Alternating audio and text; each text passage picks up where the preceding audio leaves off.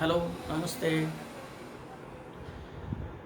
आपण आज सर्कल हे चॅप्टर आहे त्याच्यामधलं हे आपलं चौथं लेक्चर आहे, चौथा व्हिडिओ आहे. या व्हिडिओमध्ये आपण आर्क ऑफ अ सर्कल कशाला म्हणायचं, कॉन्ग्रुएंट आर्क म्हणजे काय, मेजर ऑफ आर्क कसं काढतात आणि त्याच्यावर आधारित असलेली काही उदाहरणं आपण आज या तासाला पाहणार आहे.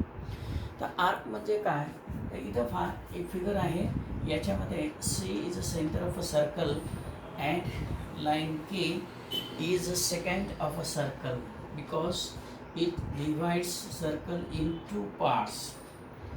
This is the first part and this is the second part. Each part including points A and B is called arc of a circle.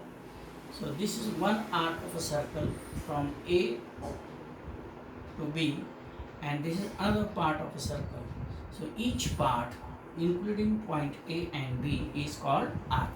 So this is arc AXB is one arc and another arc AYB.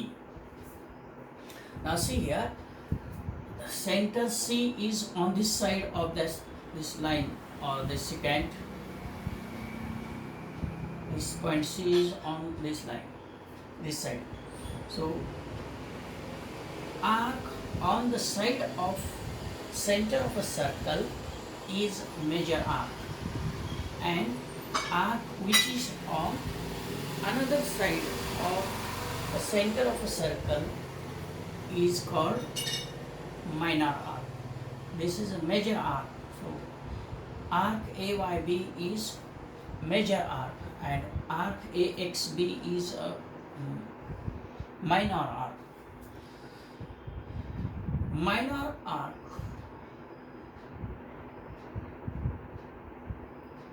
जे आहे त्याचं नाव घेताना आपण arc AXB म्हटलं तरी चालतं आणि arc AB म्हटलं तर हीच आर्क होणार, ही नाही होणार. लक्षात घ्या, दोन अक्षरी जर तुम्ही नाव सांगितलं एखाद्या आर्कचं तर ती कोणती आर्क होते, मायनर आर्क होते.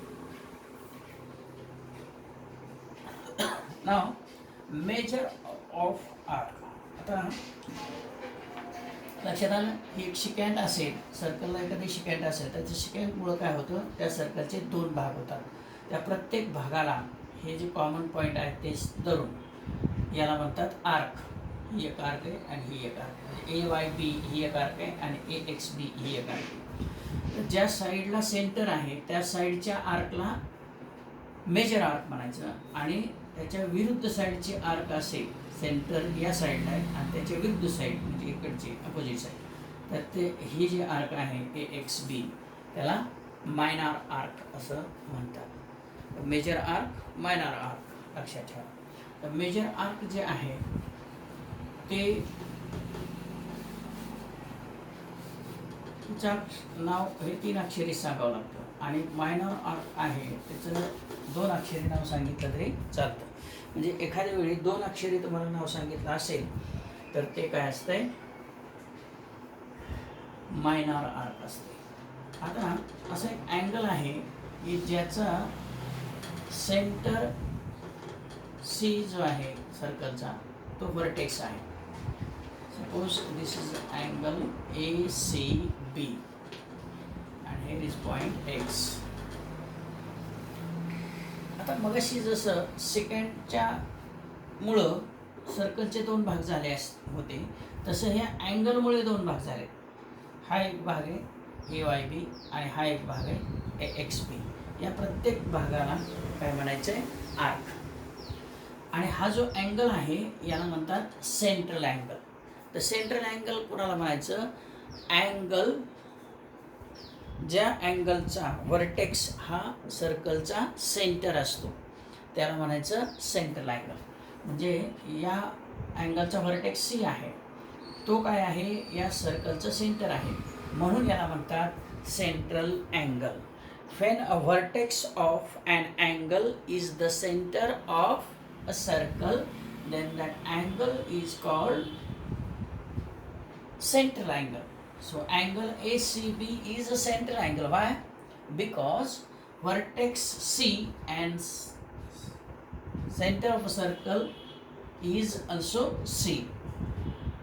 So that's why this angle ACB is called central angle. When the vertex of an angle is the center of a circle is, then it is called central angle. So central angle divides circle in two parts. One is AYB and another is AXB. So each part is called arc. Now see here, this is a minor arc AXB and AYB is a major arc.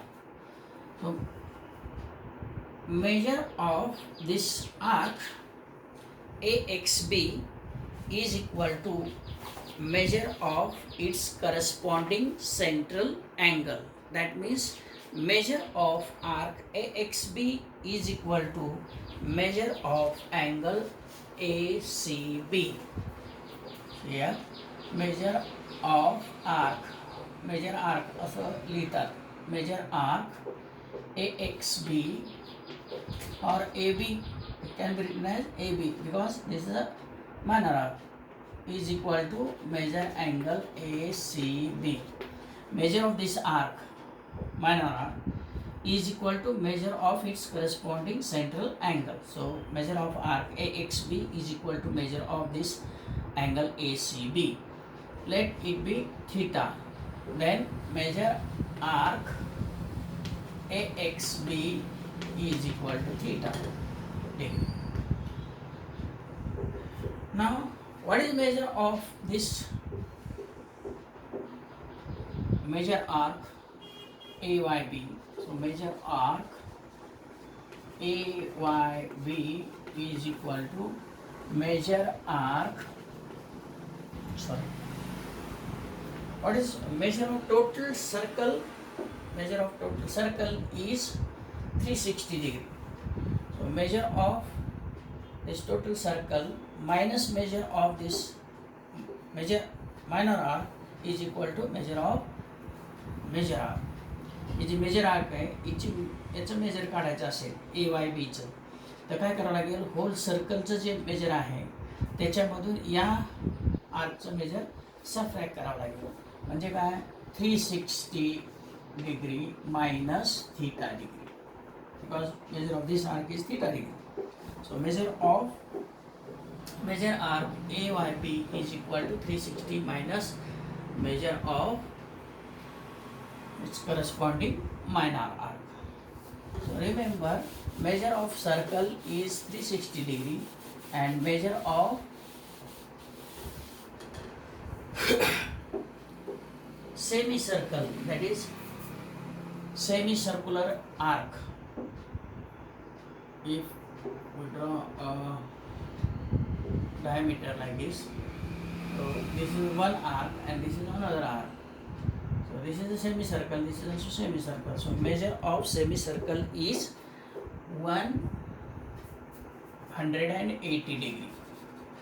Measure of whole circle is 360 degree. So remember this. Then congruence of arc. आता आपल्याला माहिती आहे की नेहमी आपण congruent angle कोणाला म्हणतो, तर if the measures of angles are same then the two angles are congruent angles. जर दोन अँगलचे मेजर सारखा असेल तर त्याला आपण कॉन्ग्रुएंट अँगल म्हणतो.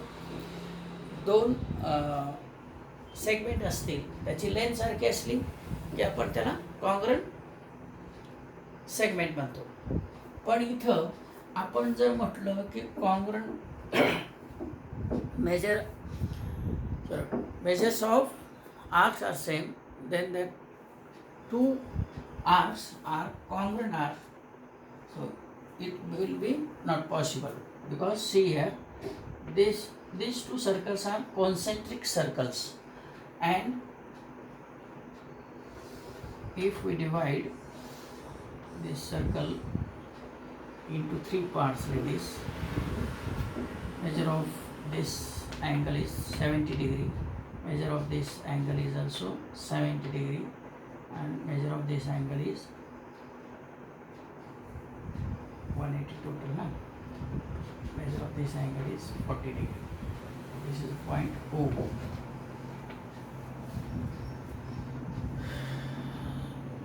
No.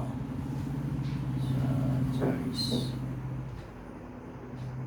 इनसे 60 ना, और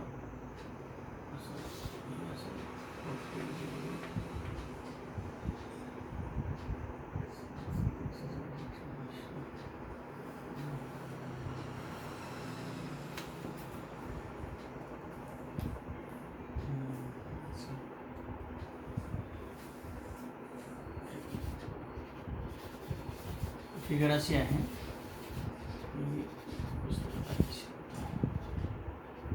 Total measure of this circle is 180 degree. So if we draw figure like this, C is the center of circle. If we draw the diameter JF, diameter काढला आपण, इथं नाव आहे J, इथं नाव आहे F. 70 डिग्रीच आहे, याचं मेजर आहे 70 डिग्री, आणि याचं नाव आहे G. नंतर इथं असं पडलेलं आहे I. याचं मेजर आहे 40 डिग्री, आणि इथं असं हे आहे, इथं पॉईंट A, इथं D, आणि हे असं आहे B, आणि या पद्धतीनं फिगर आहे. आणि या अँगलचं मेजर जे आहे, अँगल ACB हा सी पॉईंट आहे, याचं मेजर पण 70 डिग्री आहे. पहा, ABC हा सी पॉईंट आहे, नंतर EF GIJD अशी नाव आहेत. Two circles with center C as shown in the figure. Draw angle DCE. Angle DCE. Angle FCG. FCG. Angle of the same measure, and angle ICJ of different measure. ICJ of different measure. आपण याचं major 70 degree, याचं 70 degree, हे सारखेच major आहे, आणि याचं major वेगळं आहे. आता arms of angle DCE intersect in a circle at A and B. हे अँगलचे हे साईड आहेत, त्या आतल्या सर्कलला हे इथं A आणि B मध्ये इंटरसेक्ट होतात. पहा, do you notice that the measures of arc AB and RD are the same? Arc AB and RD याचे मेजर सारखे का? तर आहे, कारण हा सेंट्रल अँगल आहे. या सेंट्रल अँगलचं मेजर आणि या मेजर आर्क मायनर आर्कचं मेजर किती आहे? 70 डिग्री. म्हणजे आर्क ABचं measure arc AB is equal to 70 degree, and measure arc DE is also 70 degree. So measures of these two arcs is same, but these two arcs not coincide on each other. That's why these two arcs are not congruent. Do you notice that the measures of arcs AB and DE are the same? So yes. Do they coincide? हे आपण एकावर एक cut करून ठेवलं तर हे coincide होईल का? तंतोतंत जुळेल का? नाही जुळणार, कारण हे जरा मोठं वाटतंय, हे छोटं वाटतंय. म्हणजे कोइन्साइड होईल का? नाही. No. So definitely not. Now cut the separate off sectors CDE and CFG and CIJ. Check whether the arcs DE, arc FG and arc IJ coincide with each other. Did you notice? म्हणजे आपण आता काय करायचं आहे, हे एवढंच cut करायचं आहे, परत हे एवढंच कट करायचं आहे, किंवा हे असं एक हे ए सी बी हे एवढंच कट करा, आणि एफ सी जी हे एवढं मोठं कट करा, आणि हे अँगल ए आय सी जे हे कट करा. आता आपण ए सी बी हे जे कट केलेलं आहे ते सेक्टर आणि एफ सी जी हे कट केलेलं तंतोतंत जुळेल का? नाही, कारण हे आपल्याला दिसण्यातच दिसते, हे लहान आहे हे मोठे, त्यामुळे हे जुळणार नाही. आता हे जुळेल का? तर ते नाही जुळायचं. का नाही जुळायचं? तर याचं मेजर आहे 40 डिग्री, याचं 70 डिग्री, त्यामुळे इथं जुळणार नाही. लक्षात येते? त्यामुळं इथं दोन कंडिशन्स आहेत. मेजर ऑफ आर्क सेम असायला पाहिजे आणि त्याची रेडियस पण सेम असायला पाहिजे, तरच त्या आर्क्स काय होतात? कॉन्ग्रंट होतात. हे लक्षात ठेवा. एका सर्कलवरचे सारख्या मेजर असलेल्या आर्क कॉन्ग्रंट असतात, किंवा कॉन्ग्रंट सर्कल असतील आणि त्याच्यावर मेजर त्या आर्कचं सेम असेल तर त्या आर्कसुद्धा कॉन्ग्रंट असू शकतात. पण वेगवेगळी सर्कल असतील, वेगवेगळ्या रेडियसची सर्कल असतील आणि त्याच्यावर सारख्या मेजर असलेले सेम मेजर जरी असला आर्कचं तरीही ते कॉन्ग्रंट होऊ शकत नाही. जसं की याचं पण मेजर 17, याचं पण मेजर 17, पण हे आणि हे कॉन्ग्रंट नाही. लक्षात आलं? हे का कॉन्ग्रंट नाही? तर याची रेडियस आणि याची रेडियस वेगवेगळी आहे. ही रेडियस आणि ही रेडियस वेगळी आहे, त्याच्यामुळं हे कॉन्ग्रंट होऊ शकत नाही. आता हे आणि हे का कॉन्ग्रंट नाही? एका सर्कलवरचं घेतलं तरी आय सी जे आणि जी सी एफ हे सेक्टर तंतोतंत का जुळत नाही? तर याचं हे सेंटर अँगलचं मेजर म्हणजेच आर्कचं मेजर सारखं नाही. म्हणजे कॉन्ग्रंट आर्क्स कधी होतात? जेव्हा दोन कंडिशन, एक त्याचं मेजर सारखं असलं पाहिजे आणि दुसरं त्याचं रेडियस पण सारखी असली पाहिजे. Two arcs are congruent if their measures and radii are equal. If their measures and radii are equal, then and then only that two arcs are congruent. Remember this. Suppose congruent arc DE म्हणजे ही arc G F ला congruent आहे, तर ते असं लिहितात, arc DE is congruent to arc G F. हे आपण जसं सेगमेंट वगैरे अँगल कॉन्ग्रंट लिहितो तसं हे कॉन्ग्रन्सीचं साईन वापरायचे. इकडं आर्क काय कॉन्ग्रंट असतं ते लिहायचं आहे. लक्षात आलंय? आता property of sum of measures of arc. Property of sum of measures of arc. आता हे जे बाहेरचं सर्कल आहे त्याच्यावर आपण हे पॉईंट घेतले, G F E D J I. आता बघा, हे डायमीटर आहे, हे 70, हे 40, म्हणजे हे टोटल किती झालं? 110. म्हणजे हे आपोआपच किती आलं? 110 म्हणजे हे 70 आलं, बरोबर? हां, हे 70 + 70 + 40 हे आलं. आता बघा, याचं मेजर, या आर्कचं measure of arc F G is equal to measure of angle F C G. That means measure of this arc is 70 degree and measure of this arc is also 70 degree. Then what is measure of arc FCI? That means total of these two, sum of these two angles. So measure of this angle is 140 degree. So म्हणजे लक्षात घ्या, एकाच सर्कलवर दोन arc असतील म्हणजे या दोन्ही circle आणि त्याच्यामध्ये एक आणि एकच पॉईंट कॉमन असेल. आता इथं जी पॉईंट कॉमन आहे, एकच पॉईंट आहे, तर याचं मेजर आणि याचं मेजर याची सम केली तर हे टोटल आर्कचं मेजर येतं.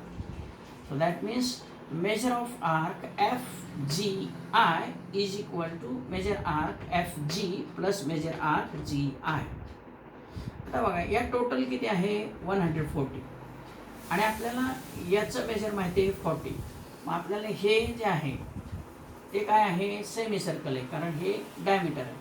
So what is measure of semi circle is 180 degree. So measure of arc FGJ is equal to measure of arc FGI plus measure arc IJ. That means 140 plus 40 is equal to 180.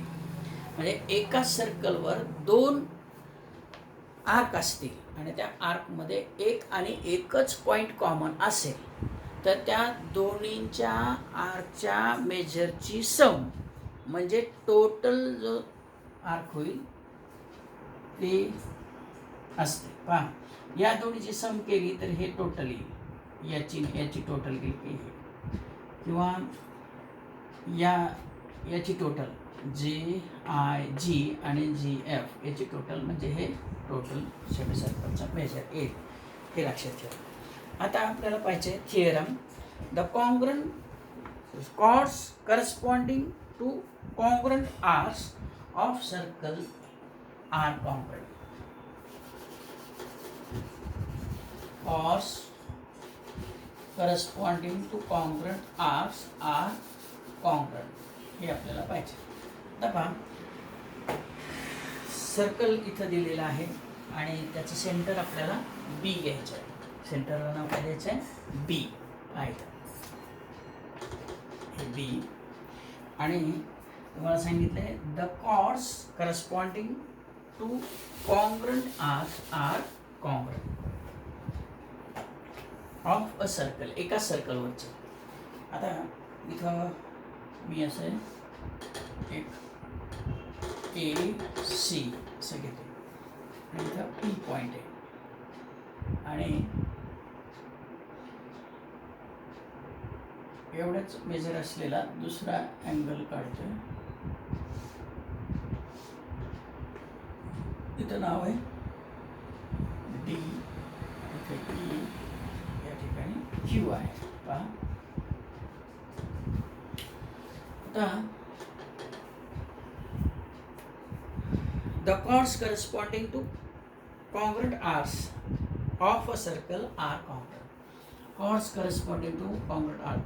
आता ही arc आहे APC आणि DQE हे दोन्ही कसे आहेत, congruent आहेत. म्हणजे हा अँगल आणि हा अँगल कॉन्ग्रुएंट आहे. पहा, तर त्याच्याची करस्पॉन्डिंग असलेला आर्क कॉर्ड म्हणजे या आर्कची करस्पॉन्डिंग ही कॉर्ड आहे आणि या आर्क APC याच्याशी करस्पॉन्डिंग AC ही कॉर्ड आहे. तर ही कॉर्ड आणि ही कॉर्ड कॉन्ग्रुएंट आहे हे आपल्याला दाखवायचं आहे. आता पहा, the chords corresponding to a congruent arcs of a circle are congruent. Chords corresponding to congruent arcs of a circle are congruent. म्हणजे एका सर्कलमध्ये दोन आर्क जर कॉन्ग्रुएंट असतील तर त्याच्याशी करस्पॉन्डिंग असलेल्या कॉर्ड ह्या कॉन्ग्रुएंट असतात. म्हणजे आपल्याला माहीत काय आहे, there is a one circle and center of that circle is B and arc APC is congruent to arc DQE. This we have given and we have to prove chord AC is congruent to chord DQ. In order to prove this, see here, this is triangle ABC and triangle DBE. In these two triangles, side AB is congruent to side DB. Why? Radii of same circle. This side is congruent to this side. Angle ABC is congruent to angle DBE. Why? Corresponding central angles of congruent chords. हे जे cord congruent आहे, याचं major हे याच्या angle एवढं असतं, याचं major हे त्याच्या सेंट्रल अँगल एवढं असतं. आणि मग हे कॉर्ड जर कॉन्ग्रंट असतील तर त्याचे सेंट्रल अँगल पण कॉन्ग्रंट, म्हणून हे कॉन्ग्रंट. आणि side BC is congruent to side BE. Again, reason is radii of same circle. So triangle ABC is congruent to triangle DBE. What is the reason? SAS test of congruency. So if these two triangles are congruent, then their remaining corresponding sides must be congruent. So side AC is congruent to side DE. Side AC is congruent to side DE. That means chord AC is congruent to chord DE.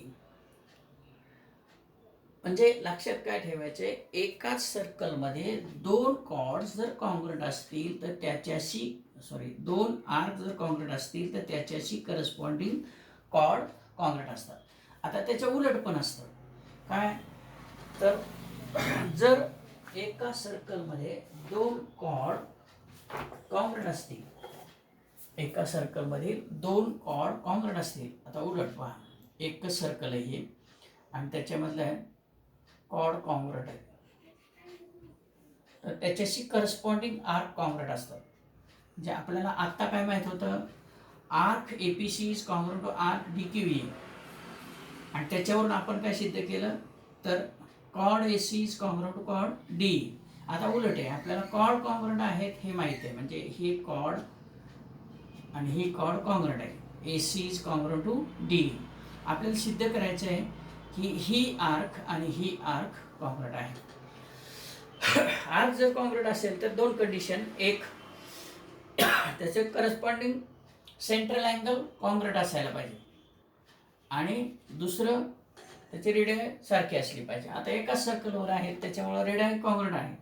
आता आपल्याला फक्त त्याचं corresponding central अँगलचे major सारखे हे दाखवायचे. आता तेच दाखवण्यासाठी ह्या दोन ट्रायंगलमध्ये पहा, this side is congruent to this side, this side is congruent to this side, this is congruent to this, because this is given. And what is the reason for this? AB is congruent to BD, radii of same circle. BC is congruent to BE, radii of same circle. AC is congruent to DE, that is given. Therefore, by SSS test, these two triangles are congruent. Therefore, angle ABC is congruent to angle DBE, corresponding angles of congruent angles. But these two angles are central angles of arc APC and arc DQE respectively. So, measure of this arc, measure of arc APC is equal to measure of arc DQE, because measure of this angle is equal to this angle. So, and these two arcs are on the same circle, that's why radii is congruent. Therefore, arc APC is congruent to arc DQC. अशा प्रकारे theorem आणि त्याचं converse आपण पाहिलेलं आहे. त्यानंतर काही solve examples आहेत, दोनच सॉल्व एक्झाम्पल दिलेले आहेत, ती तुम्ही अभ्यासायचे आहेत. त्याच्यानंतर रिमेंबर दिस म्हणून आहे, त्याच्यामध्ये तुम्ही जास्त फोकस द्यायचं आहे, ते जास्त अभ्यासायचं आहे. कारण आपण जे आत्तापर्यंत पाहिलं त्याच्यात थोडक्यात त्यांनी दिलेलं असतं, म्हणजे रिमाइंड करण्यासाठी. पहा, an angle whose vertex is the center of the circle is called central angle. Definition of measure of an arc. The measure of a minor arc is the measure of its central angle. Secondly, measure of measure arc is equal to 360 degree minus measure of its corresponding minor arc. Measure of a semicircle is 180 degree and measure of whole circle is 360 degree. When two arcs are of the same radius and same measure, then they are congruent arcs. When only one point C is common in arc ABC and arc CDE of the same circle, then measure arc ABC plus measure arc CDE is equal to measure arc ACE. Then we have seen chords of the same or congruent circles are equal if its related arcs are congruent.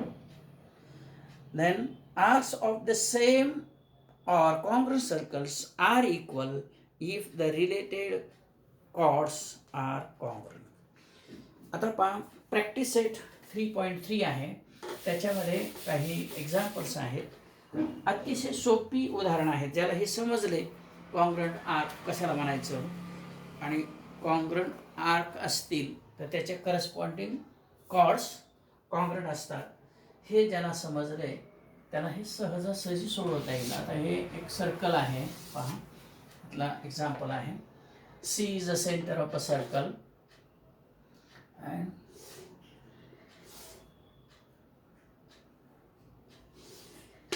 Figure आहे इथं. हां पहा, याचं नाव आहे D, इथं E, इथे F आहे आणि इथं जी नाव. पहा, तर याच्यामध्ये in the figure point G D E F are concyclic points of a circle with a center C. Angle ECF याचं मेजर हे 70 डिग्री दिलं. Major of arc DGF, major of arc DGF याचं 200 डिग्री दिले. Major of arc DGF is equal to 200 degree. Find measure arc DE and measure arc DEF. DEचं measure find out करायचं आहे आणि त्यानंतर टोटल DEFचं मेजर फाइंड आउट करायचे. पहा, अतिशय सोपा प्रश्न. याचं मेजर किती आलं 200 आणि measure of this total measure of whole circle is 360 degree. याचं 200 आहे, याचं किती येणार 70 degree, because measure of its corresponding central angle is 70 degree. So measure of this arc EF is 70 degree. So measure of this arc DFE is 270 degree. याचं total DGE किंवा DFE असं म्हटलं तरी चालतं, मधलं कुठलंही अक्षर घेतलं तर. याचं किती 270 डिग्री. मग हे 270 डिग्री जर 360 डिग्रीमधून मायनस केलं तर आपल्याला याचं मेजर येणार आहे. मग याचं किती येणार, सबट्रॅक्शन पहा, 0 9 90 डिग्री. तर major of this is 90 degree. Major of this arc is 90 degree. आता हे याचं मेजर माहिती आहे, याचं मेजर माहिती आहे, याचं मेजर माहिती आहे. आता कशाचं विचारलं तरी तुम्हाला सांगता येईल. आता मेजर कशाचं विचारलं आहे, DE. Measure arc DE is equal to 90 degree आणि measure arc DEF is equal to DEF. आता पहा, ही आर्क आहे आणि ही आर्क आहे, याच्यामध्ये फक्त E हा पॉईंट कॉमन आहे, त्यामुळे याचं मेजर आणि याचं मेजर याची जर सम केली तर आपल्याला ते येईल. किंवा 360मधून हे जर मायनस केलं तरी आपल्याला याचं मेजर येऊ शकतं. मग 360मधून हे मायनस करणं सोपं आहे, तर किती येणार 160. आणि हे अवघड आहे असं नाही, याची सम केली तरी ते किती येणार 160. So measure of arc DEF is equal to 160 degree. अशा प्रकारची अतिशय सोपी उदाहरणं तुम्हाला प्रॅक्टिस सेट 3.3 मध्ये आहेत. 3च उदाहरणं दिलीत. तर 3च्या 3 सोडवायचे आहेत. एक मी सोडून दिलेला आहे, बाकी असेच आहेत. जर तुम्हाला हे समजलं असेल पूर्णपणे तर ती सोडवता येतील, सहज शक्य आहे. जरा समजत नाही त्याने परत परत हा व्हिडिओ पहा. ठीक आहे. थँक्यू.